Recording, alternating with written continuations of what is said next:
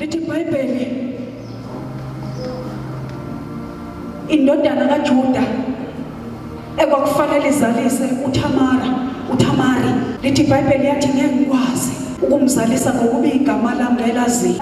Okokuqala ma uyise ethi akahambe olala noThamari uthi ukushare uthi hamba uyovusela umfowenu umuzi ngokuba ubhuti wakho akasekho engufe engazange umzalise umfazi kamfowenu. So wena hamba uyovusa iministry kamfowenu.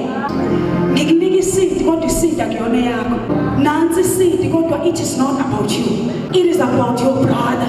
Lesidi ikuwe uyayithandazela uyayifastela uyinikela koshukela. Lithi wayingena embhedeni afika lale naye. Mase kufanele release isidi. Lithi wayivela chithele enhlabathini. Lithi wayingena embhedeni.